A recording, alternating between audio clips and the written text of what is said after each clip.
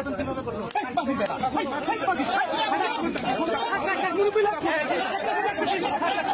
আসলে এটা বলা কঠিন যে নবী আসলে কয়টা বিয়ে করেছেন, আমি সেদিকে যাচ্ছি না। এই হাদিসে 11 জন কিংবা 9 জন স্ত্রীর কথা বলা হয়েছে, এটিকে কি আপনি অস্বীকার করতে পারবেন? তো এই সত্য কথাগুলো যদি কেউ বলে, কেন আজকের এই যুগে 1450 বছর পর এসে আজকের কোনো মানুষ যদি এই কথাগুলো বলে, কেন তাকে মার খেতে হবে, কেন তাকে মরতে হবে? আমি উত্তর খুঁজে পাচ্ছি না। আপনারা জাস্ট একটু বিবেকটা এত বিসর্জন দিবেন না, একটু ভাবুন কেন এই যুগে এসে একজন মানুষ সত্য কথা বলবার কারণে, নবীর স্ত্রীর সংখ্যা সঠিক বলবার কারণে তিনি মার খাবেন? তার কেন শাস্তি হবে? এটাই নবীকে নিয়ে কেন কটূক্তি হবে?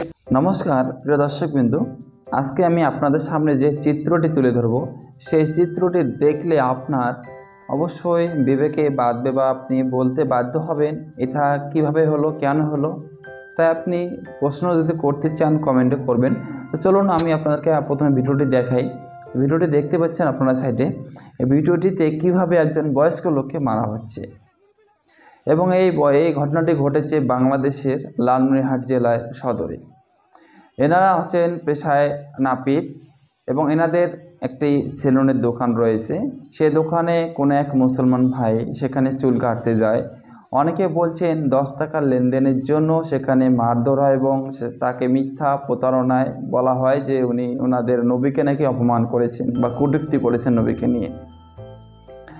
এই নিয়ে ওনাকে মারধর করা হয়। আপনারা দেখতে পাচ্ছেন কতগুলো লোক মিলে ওনাকে মারছেন। ঠিক আছে, কেউ ওনাকে বাঁচানোর সহযোগিতা করছেন না বা কেউ বলছেন না ঠিক আছে এবারের মধ্যে মাফ করে দাও, পরে আবার দেখা যাবে, কিন্তু এরকম কোনো কথা নেই। উনি মানে প্রাকৃত উদ্দেশ্য হচ্ছে ওনাকে 10 টাকা লেনদেনের জন্য ওনাকে মারধর করা হচ্ছে মিথ্যা প্রতারণা দিয়ে, মিথ্যা মামলা দিয়ে। যেহেতু ওখানে মুসলমান সংখ্যা বেশি, হিন্দুদের সংখ্যা কম, তাই হিন্দুদের উপর নির্মমভাবে অত্যাচার চালানো হচ্ছে। আপনারা দেখতে পাচ্ছেন। আপনাদেরকে আর কি প্রমাণ দেব? বাংলাদেশে যে হিন্দুদের উপর অত্যাচার হচ্ছে, এর থেকে আর প্রমাণ আপনারা কি পাবেন? এর আগে একটি ঘটনা ঘটেছিল, সেখানেও অনেক আপনারা দেখতে পাচ্ছেন অনেক হিন্দুদের বাড়িতে আগুন, হিন্দুদের মা বোনদের ধর্ষণ, অনেক কিছু করা হয়েছে, আপনারা দেখতে পেয়েছেন। বাংলার বুকে কয়েকশো মাওলানা সনাতন ধর্ম সম্বন্ধে, কৃষ্ণ সম্বন্ধে, আমাদের দেবদেবতা সম্বন্ধে কুচ্ছ খারাপ কথা বলে, তাহলে তাদের কেন মারা হয় না, তাদের কেন জেল হাজত দেওয়া হয় না? তো মেন কথা হচ্ছে আজকে যে ঘটনাটি ঘটেছে, একজন বয়স্ক লোককে দোকান থেকে টেনে নিয়ে এসে ওনাকে রাস্তার মাঝে কীভাবে মারধর করা হচ্ছে।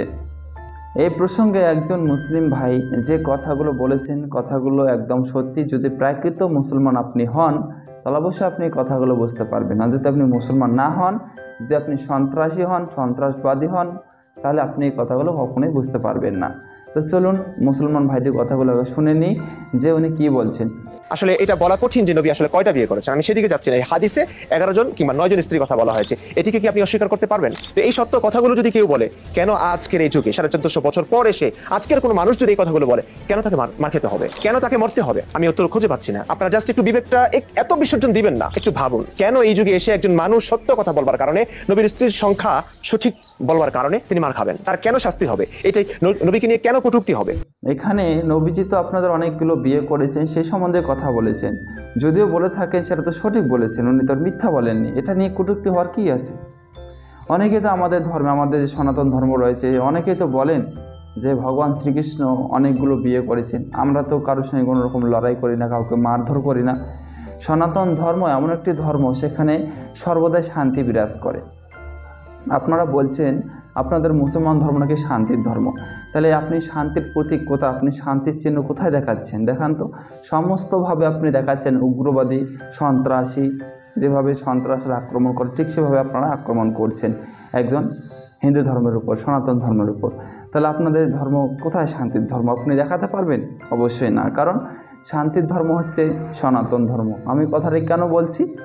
কথাটা এই জন্য বলছি, আমাদের ধর্মের যে ভগবান শ্রীকৃষ্ণ রয়েছে, সে ভগবান শ্রীকৃষ্ণকে নিয়ে অনেক মুসলমান অনেক ধরনের কথা বলেন, কিন্তু কোনো হিন্দু ধর্মের, সনাতন ধর্মের মানুষকে দেখেছেন যে কারোর সঙ্গে ঝগড়ায় লেগেছে বা কোনো বিবাদে চলে গেছে বা কোনো রকম মারপিট হয়েছে? এরকম অবশ্যই হয়নি। তাহলে আপনাদের